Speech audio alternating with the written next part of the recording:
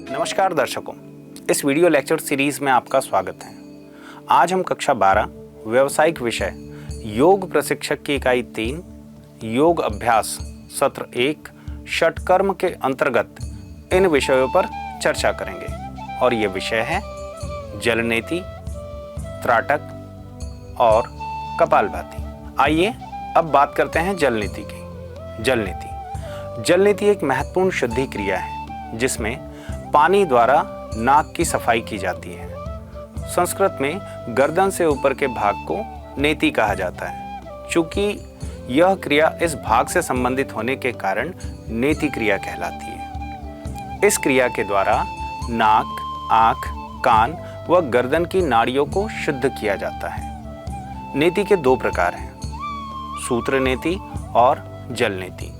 हठयोग के मूल ग्रंथों में जल नेति का वर्णन नहीं मिलता, किंतु व्यवहारिक रूप से इसे किया जाता है। आइए अब इन चरणों का अनुसरण करते हुए हम जल नेति का अभ्यास करेंगे। सबसे पहले नेति पॉट यानी नेति लोटा ले लीजिए जो आसानी से नाक के छिद्र में जा सके। अब एक पात्र में 1 लीटर गुनगुना पानी लें और एक छोटी चम्मच नमक डालकर अच्छे से मिला लें। इसके बाद इस पानी को नेति पात्र में भरें। अब सीधे खड़े हो जाएं। ध्यान रहे कि पैरों के बीच 1.5 से 2 फीट की दूरी हो। कमर से आगे की ओर झुकें। सिर सक्रिय नासिका के विपरीत दिशा में झुकाएं। अब नेति पात्र की टोटी को नाक के सक्रिय छिद्र में डालें। मुंह खोलकर मुंह से सांस लें और छोड़ें। पानी को नाक के एक छिद्र से अपने भीतर जाने दें तथा यह दूसरे छिद्र से अपने आप बाहर आने लगेगा। जल समाप्त होने पर इसी प्रक्रिया को दूसरी ओर से भी दोहराएं। यह आपकी जलनेति क्रिया संपन्न हुई। अब हम बात करेंगे जलनेति क्रिया से होने वाले लाभों के विषय में। प्रतिदिन इसका अभ्यास करने से नासिका स्वच्छ रहती है और नासिका में मौजूद श्लेष्मा के साथ ही धूल और बैक्टीरिया के कण निकल जाते हैं। यह नासिका में मौजूद संवेदनशील तंतुओं को कोमलता प्रदान करते हैं जिसके कारण एलर्जी रोग ठीक हो जाता है। यह अस्थमा में बहुत ही लाभदायक है और श्वास लेने की प्रक्रिया को सरल बनाता है। यह साइनस या माइग्रेन के दर्द में अत्यंत लाभकारी है।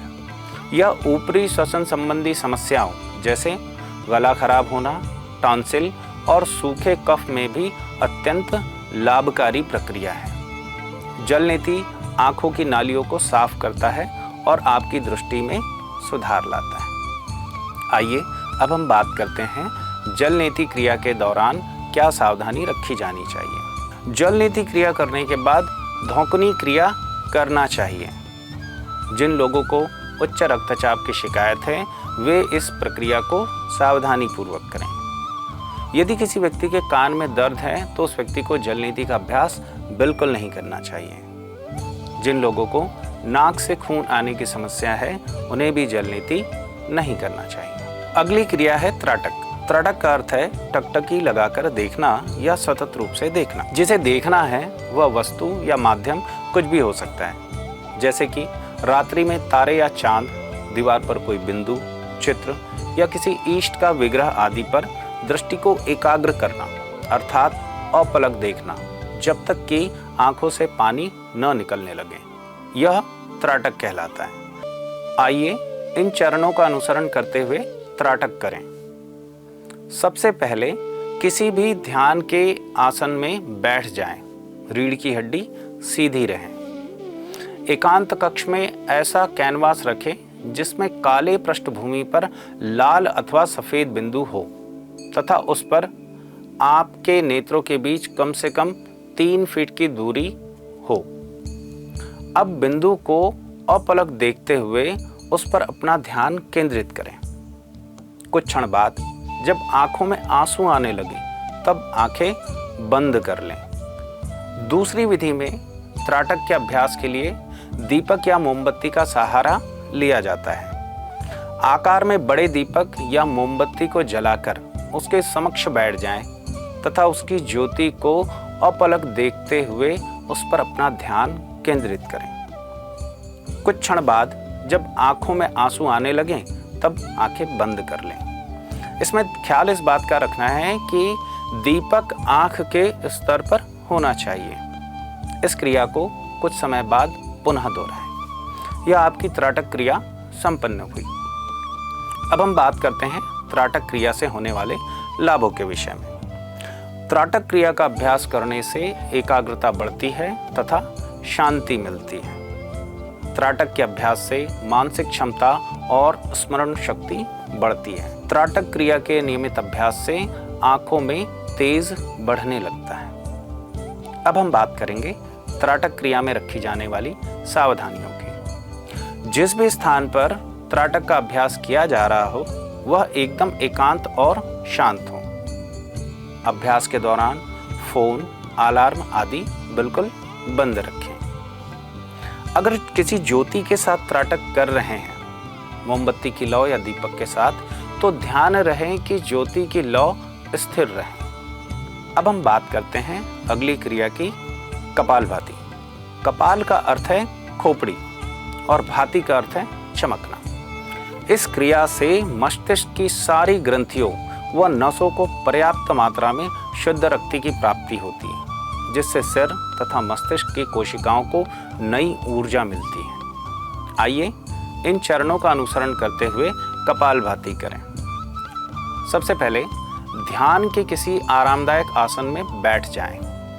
सिर व मेरुदंड को सीधा रखते हुए दोनों हाथों को घुटनों पर रखें। आंखें बंद रखें व पूरे शरीर को विश्राम की अवस्था में रखें। अब पेट को अंदर खींचते हुए नाभि को अंदर की ओर खींचें। जैसे ही पेट की मांसपेशियों को आप ढीला छोड़ेंगे, सांस अपने आप ही आपके फेफड़ों में पहुंच जाती है। अब जोर से सांस को बाहर छोड़ें। ऐसा लगभग 20 बार करें और विश्राम करें।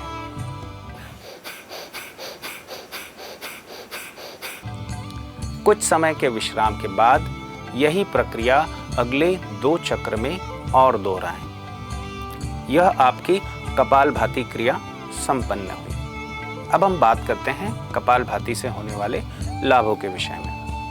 यह पेट की मांसपेशियों को सक्रिय करता है, जो मधुमेह के रोगियों के लिए अत्यंत लाभकारी है। इसका अभ्यास मस्तिष्क और तंत्रिका तंत्र को ऊर्जावान बनाता है। यह तनाव और अवसाद जैसे विकारों को दूर करने में सहायक है।